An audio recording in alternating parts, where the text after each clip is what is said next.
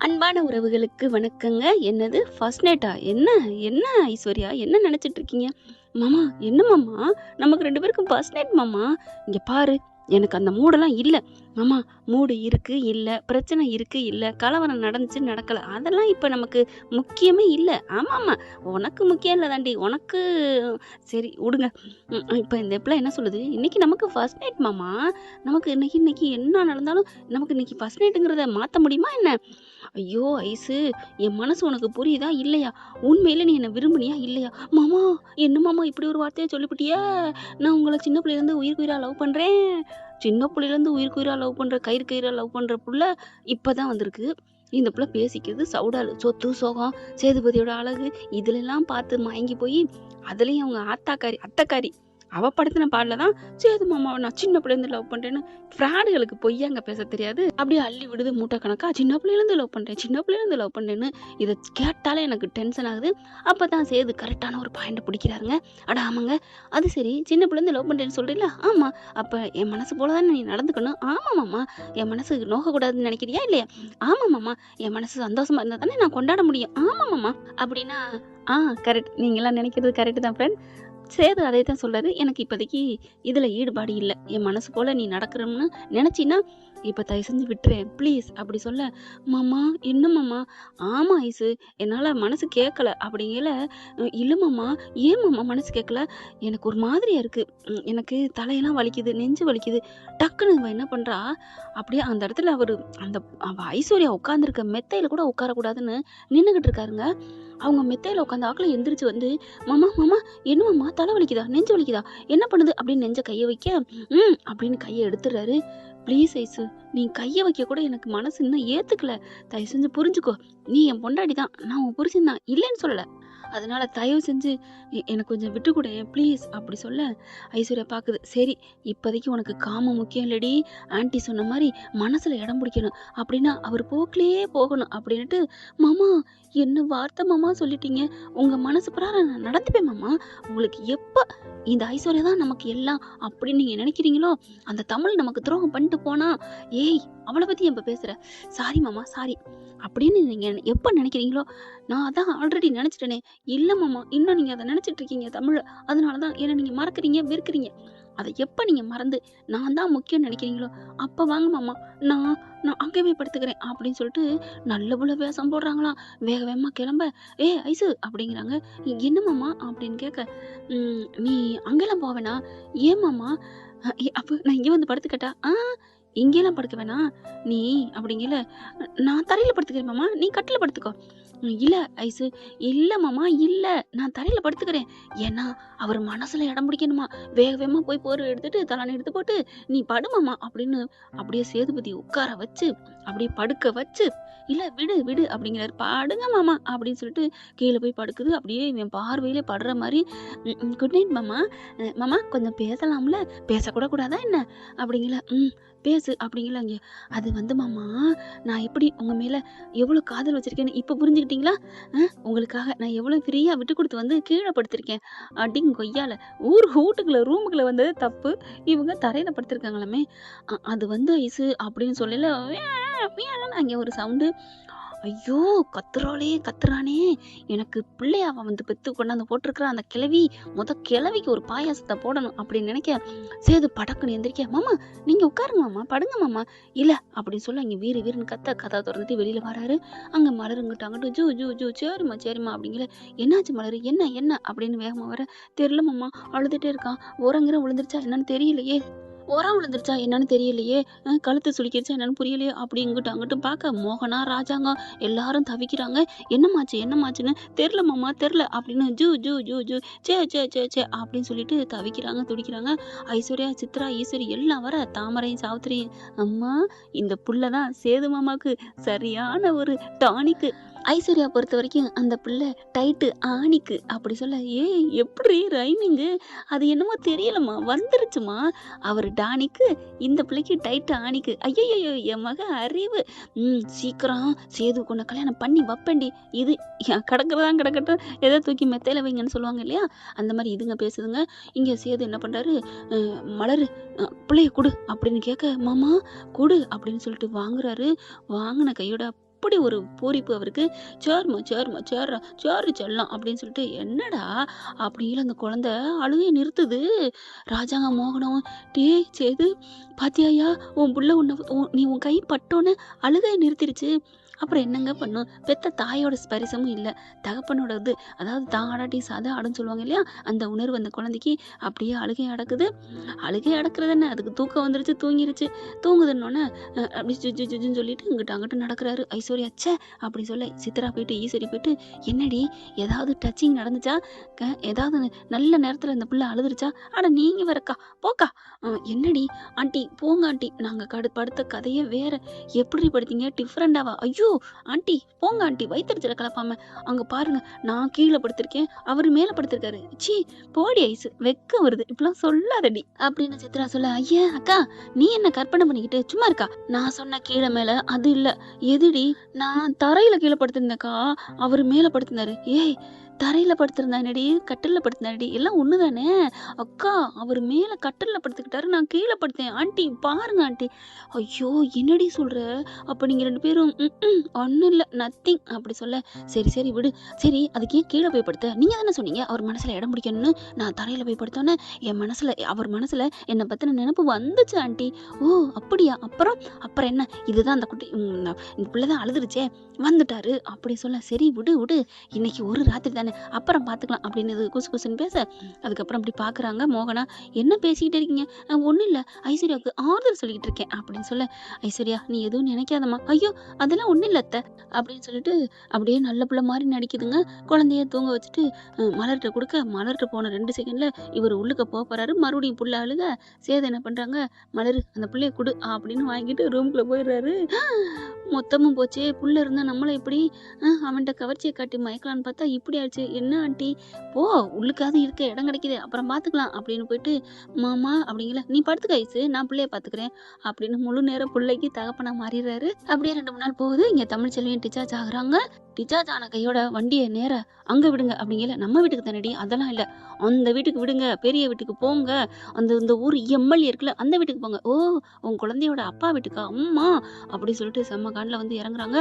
கூப்பிடுறாங்க, கத்துறாங்க, கூப்பிடுங்க அந்த பெரிய மனுஷனை அப்படின்னு சொல்ல பயங்கரமா கத்த, அப்படியே வராங்க. இங்க இருந்து என்ன சத்தம் அப்படின்னு மோகனா தாங்க ஃபர்ஸ்ட் வருது. அப்புறம் ஈஸ்வரி வந்துட்டாளா, பிள்ளைய தூக்கிட்டு போப்பாரா, பிள்ளைய தூக்கிட்டு போப்பாரா அப்படின்னு ஒரே சந்தோஷம்.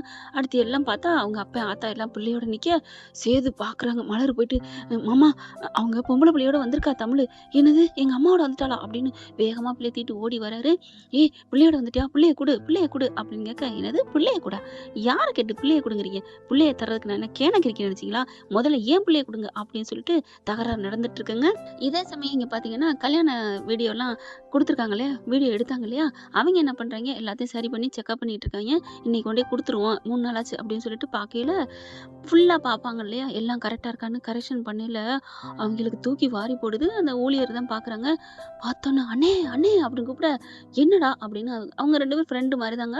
அந்த ஓனர் இருக்காரு, அதனால அண்ணன் தான் கூப்பிடுறாங்க, இல்லைன்னா ஓனரே முதலாளி அப்படின்னு தான் கூப்பிடணும்.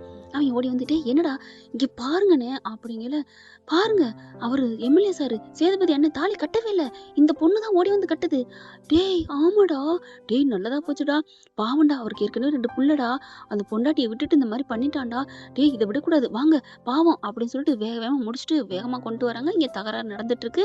இங்க இவங்க வீடியோக்கார வந்தானே, சார் அண்ணே அப்படின்னு சேது கூப்பிட, இரியா இங்க பிரச்சனை போயிட்டு இருக்கு, என் பிள்ளைய கொடுங்க கொடுங்க அப்படின்னு இவங்க கெஞ்ச, ராஜாங்கத்திட்ட நான் உங்ககிட்ட ஒண்ணு சொல்லணும், அட இருப்பா, சேதுகிட்ட வந்து ஒண்ணு சொல்லணும், அட இருப்பா அப்படின்னு எல்லாரும் அவனுக்கு யாருமே காதுல வாங்கல. அட என் பேச்ச கேளுங்களே, கேட்டுட்டா இங்க எல்லாம் முடிஞ்சு போயிருமே பிரச்சனை எல்லாம் அப்படின்னு சொல்ல, இங்க பாரு அதுக்குள்ள அவங்க காதுல வாங்கல, என் கழுத்துல தாலி கட்டிட்டாரு, இனிமே உனக்கு என்ன நீங்க வேலை போடி அப்படிங்கல. தாலி எங்க கட்டினாரு அதுங்க 2 பேரும். அப்ப பாக்கையில அந்த கருப்பு வந்து, என்னப்பா பிரச்சனை, என்ன கேசட் கொண்டு வந்தீங்களா, சிடி கொண்டாந்தீங்களா அப்படிங்கல, இல்ல உங்ககிட்ட ஒரு முக்கியமானது ஒண்ணு சொல்லணும், என்ன, நான் லேப்டாப்போட தான் வந்திருக்கேன் அப்படின்ட்டு, என்னப்பா, அது வந்து நான் இப்ப சொன்னா இவங்கெல்லாம் கேட்க மாட்டேங்கிறாங்க, நீங்களாவது கேளுங்க, அட சொல்லியா சீக்கிரம். கருப்பு அப்படி கேட்க, இந்த பொண்ணு கழுத்துல அந்த அண்ணன் தாலி கட்டவே இல்லைங்க. யோ என்னையா கிறுக்கா நீ, மண்டபத்தில் தாலி கட்டினது அத்தனை பேரும் பார்த்தாங்க. ஐயோ அதாங்க கண்ணால் காண்பது பொய்ன்னு சொல்றது கரெக்ட் தாங்க, தீர விசாரிக்கணும். சரி யார்கிட்ட போய் விசாரிக்கிறது, சேதுட்ட போய் கேட்கறது? அவருக்கு தெரிஞ்சிருந்தா ஏங்க இப்படி அவர் ஒரு முட்டாளா இருக்காரு. ஏய் என்னப்பா என் மாப்பிள்ளைய முட்டாளுங்கிற சந்தடி சாக்குல. இது கருப்புங்க.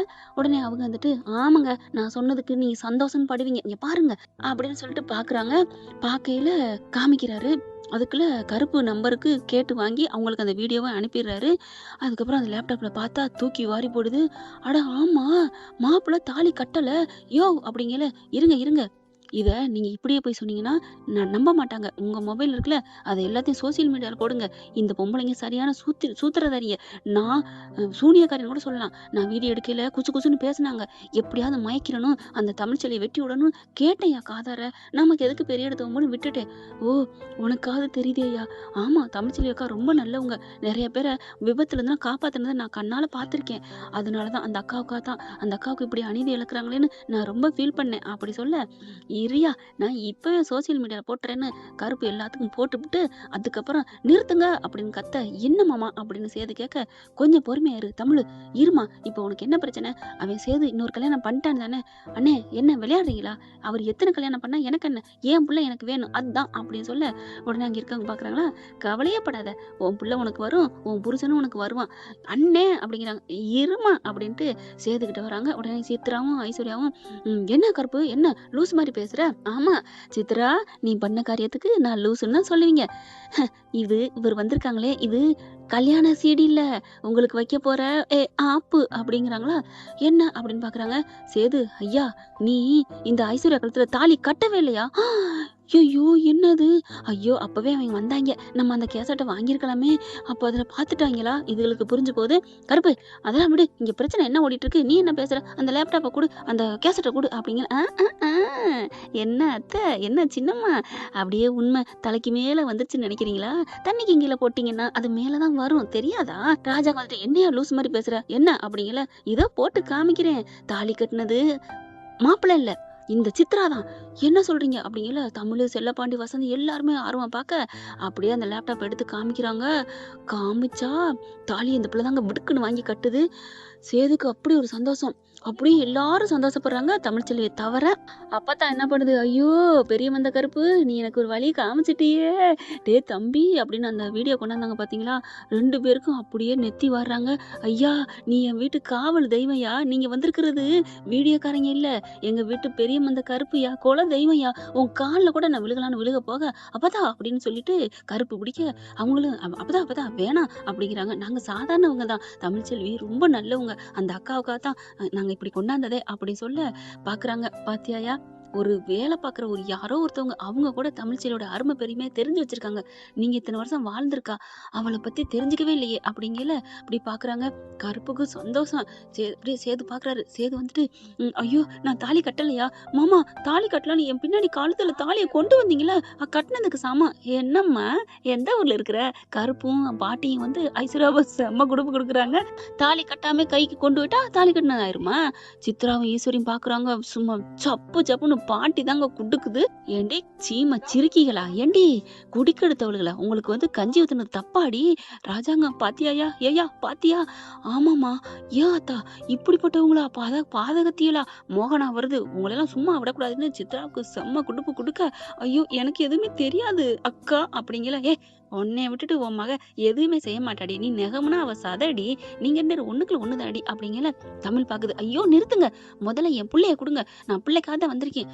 இன்னமும் ஏண்டி அவன் தான் தாலி கட்டலன்னு தெரிஞ்சிச்சுல, அப்பதா போய் கேட்க அவங்க அப்பா அம்மா எல்லாரும் கேட்க, முடியவே முடியாது, எனக்கு என் புள்ள வேணும் அப்படின்னு சொல்ல. சேது வந்து தமிழ்ச்செல்வி நான் தாலி கட்டினேன்னு ரொம்ப குற்றம்னால இருந்தேன், எனக்கு இப்ப எவ்வளவு சந்தோஷமா இருக்கு தெரியுமா? பரவாயில்ல தமிழ், நான் நான் என் மனசை நீ புரிஞ்சுக்குவேன், நான் எல்லாத்தையும் உணர்ந்துட்டேன், இந்தா பிள்ளைய நீயே வச்சுக்கோ அப்படிங்கல. தமிழ்ச்செல்வி அப்படி பாக்குது. ஆமா தமிழ்ச்செல்வி, உன்னை நான் ரொம்ப கஷ்டப்படுத்திட்டேன், பரவாயில்ல, இனிமேலாவது நீ நல்லா இருக்குன்னு நான் நினைக்கிறேன், இனிமேலாச்சும் நீ நல்லா இருக்குன்னு நான் நினைக்கிறேன், இந்தா அப்படின்னு சொல்லிட்டு பிள்ளைய கொடுக்க, தமிழ் அப்படி கப்ச்சு கதவுடனே ஆயிருது. அவங்க அம்மாவும் அப்பாவும் மாப்பிள்ள அப்படிங்கிறாங்க. இல்ல நீங்க பிள்ளைய கொண்டு போங்க. ராஜாங்கம் மோகனவும் ஐயா சேது பரவாயில்ல இருக்கட்டும், ஆனா தமிழ் அப்படிங்கிறாரு. போக விட்டு கூப்பிட திரும்புறாங்க. அந்த பிள்ளைய மட்டும் எங்க அம்மாவை நான் கொஞ்சிக்கட்டுமா அப்படிங்கல கொடுக்குறாங்க. பிள்ளைய வாங்கி முத்தம்மால பொழியிறாரு. அப்புறமா கொடுத்துட்றாங்க.